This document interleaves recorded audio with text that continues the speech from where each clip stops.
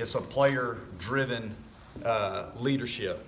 Guys like Logan Davidson and Carson Spires and Jacob Hennessy and Kyle Wilkie, some of the older guys, Grayson Bird, Jordan Green, they've really done just an unbelievable job of policing the team and setting the expectations. I don't feel like I'm the one that necessarily has to do all that now. So that's been the cool part as a head coach, is I feel like I'm actually kind of stepping back a little bit and watching them run the team, which is really nice to see. Sounds like offensively you guys are going to be pretty different from last year with so much power this year.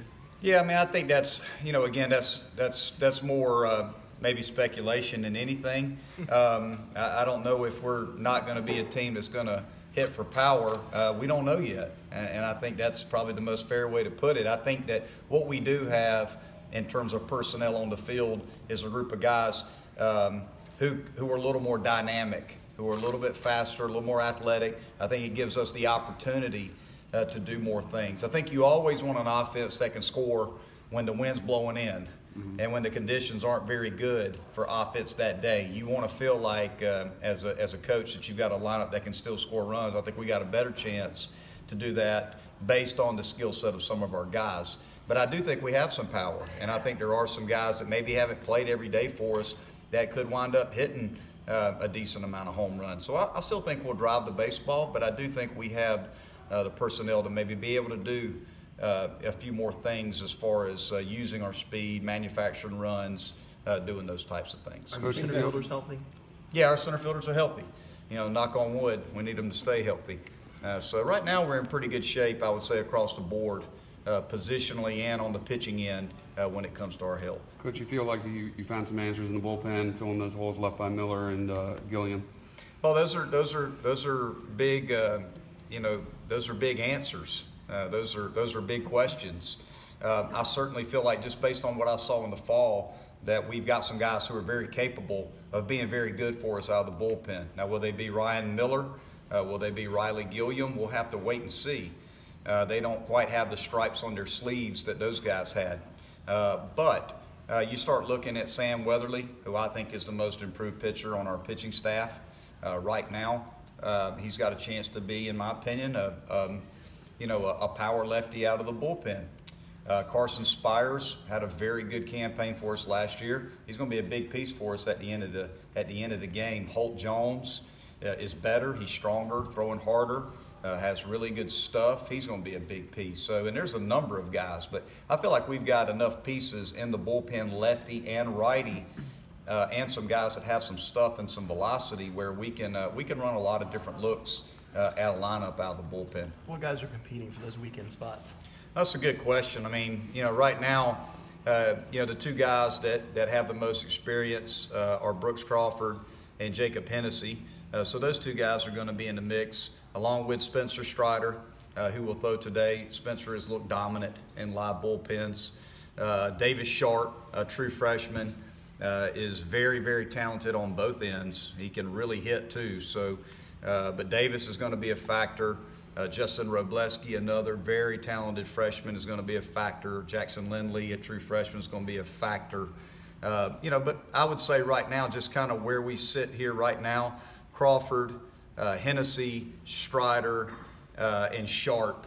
Those four guys for me right now have kind of stood out over the course of the fall and going into the spring as, I would say, at the forefront of being in that mix, but those other guys have a chance to be special as well. I think it's easy for people to see the home runs that walked out the door and think you have to change things when you've got guys in here that you've recruited that are also power hitters. Yeah, no, I think that, again, we're going to lose players, and that's a given for any program. And, I know we always want to talk, it seems like the biggest theme has been, what are you going to do to replace Williams and Beer? Well, they're not here anymore. So, I mean, we haven't talked about Seth Beer and Chris Williams a whole lot this year because they're no longer here.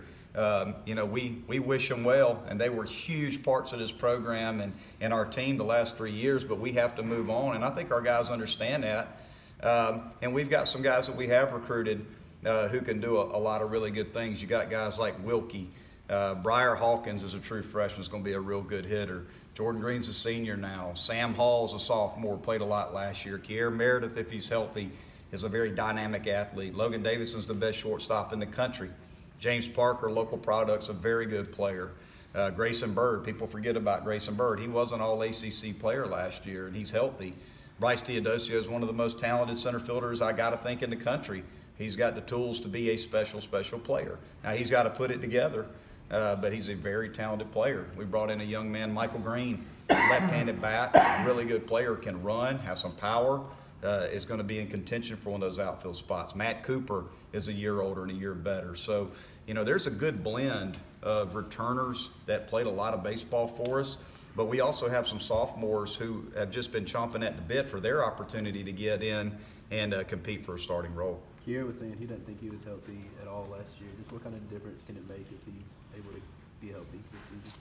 Well, you know, again, when you have a player that is that fast, that runs like that, you know, trying to make sure he's healthy is a big deal. You know, a guy that's a 6'4", 6'5", 60 runner, you know, that caliber of speed, when he's at 80%, 85%, you know, it changes what he's able to do. So, you know, right now we feel like Kier's in a really good spot in terms of his health, and we just got to keep him that way.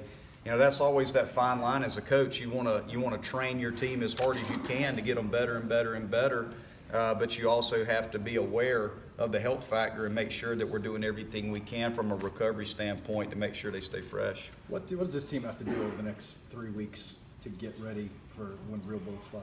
For me, it's just really just trying to focus on every single day. We don't worry too much about opening weekend. I'm just going to be honest. I think when you start looking at opening day as special, you're in trouble. You know, I think you start to put that pressure and that anxiety on your team that's not going to allow them to perform at their best. So we don't really talk a whole lot about opening day. It's just another day, quite honestly. Every single day here is important. You know, our big mantra around here is, you know, what's the most important thing we're doing? It's what we're doing right now. And that's been our big focus, and I think the team understands that the process of just trying to get better every day is a big factor for us. So we're just trying to maximize every single day, and I think our guys are doing a good job of that right now. Coach, you said you'd take a look at Robleski playing two-way. Do you have a pretty good idea about that after the fall? We've been playing him in the outfield. Now, we've been very, very careful with him in terms of how many throws he makes from the outfield because he's pitching so much for us, too. He's a very talented athlete. He's an above-average runner. He can play all three spots in the outfield. His bat has to develop, but we think he's going to be special on the mound for us. With Sharp, he was the guy that a lot of the players were mentioning that has really impressed him. Just what in particular does he do? I think he's an All-American caliber player. I mean, he was a kid that was drafted out of high school as a pitcher, and I'm not so sure he's not just as good as a hitter. He hit 4 or 5 home runs this fall for us, hit close to 300. He's a power hitter. He's got a chance to be a middle-of-the-order hitter.